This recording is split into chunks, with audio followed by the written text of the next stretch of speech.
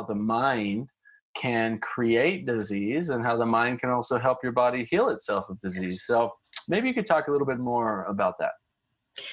Well, yes, I want to go back to something that happened to me when I was probably 6 years old that really piqued my interest in all of this.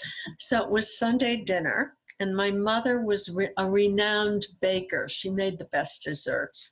And my Uncle Dick was over for dinner. And he had this thing about cheese. It was well known. He just despised cheese. And my mother had made a cheesecake all covered with ripe strawberries and glaze and all of that. And he didn't realize there was any cheese in it. He didn't know. So he ate a piece of that cheesecake, and it was so delicious that he asked for another piece. And he ate that again. And then he said to my mother, he said, "Lily, I've never tasted anything so good. What is that cake? I'd like to give the recipe to my wife. She could make it." And my mother said, "Oh, it's a basic cheesecake." And I actually watched him start to gag and then throw up his whole dinner on the rug. And when you're 6 or maybe even older, that makes a huge impression on you. And my mom and I were talking about it later, and it was clear he didn't throw up from the cake. He threw up from some perception in his mind. The word cheese was a symbol of something that was upsetting. And that was enough to create this really astonishing physiological reaction. And that's so very true. You can fast forward to when I was a graduate student at Harvard Medical School. And I was in the physiology lab with my lab partner. And I was so stressed out back then. I can't begin to tell you, Nathan. And I had headaches, and I had, one of the places where stress hits a lot of us is in our gut. And I had what I would call like migraines of the belly. And I would start to vomit, and the pain was terrible. I'd have to go home. I had that. And I had a strange immune dysfunction. Of course, stress really affects immunity. And what would happen is I'd get colds all the time. But the colds would turn into bronchitis or pneumonia, to the point where my doctor, who was a cool young guy, wasn't that much older than I was, said, "Hey, you're a young woman, you shouldn't have this." He said, "I've only seen this kind of immune dysfunction in like old men who've been homeless and on the streets for a while." That was not a good perception, actually, to implant in me.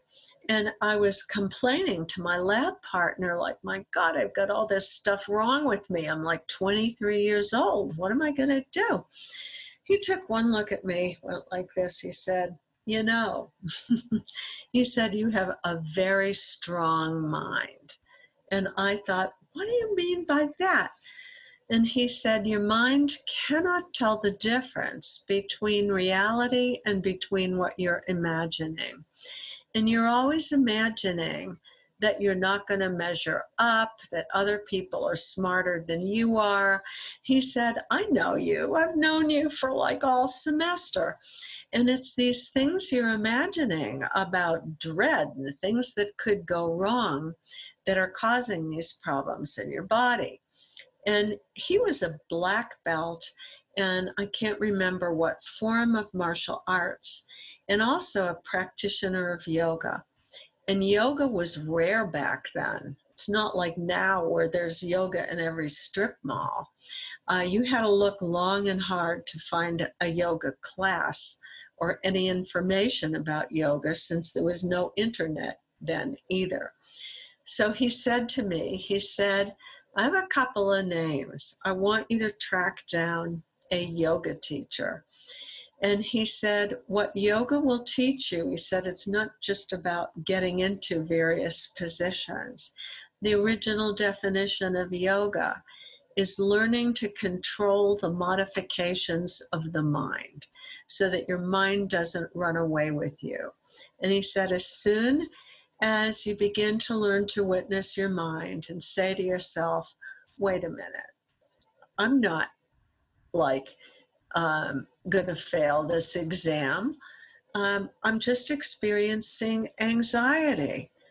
Let me take a couple of deep breaths and get back to what I'm doing. He said, as soon as you can do that and make some awareness of what you're thinking about, and then something like take a couple of breaths to back off, to notice what you're thinking, to bring your mind somewhere else, your stress levels are going to drop way down.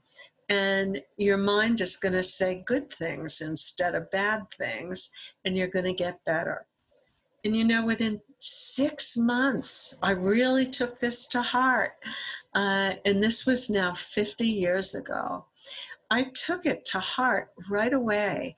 And within 6 months, almost all of those symptoms had disappeared, Nathan. And I knew I got to share this with other people. So that it was one of those chance encounters, one might say, that was meant to be, that really set me on this course. We hope you enjoyed this short excerpt from the Health and Healing Club. This entire video, including an in-depth discussion and thoughtful and inspiring questions and answers, is available inside the Health and Healing Club, along with hundreds of hours of premium and exclusive life-changing content, practices, and holistic, natural, and integrative solutions for health and healing. You can start your free trial today at healthandhealingclub.com.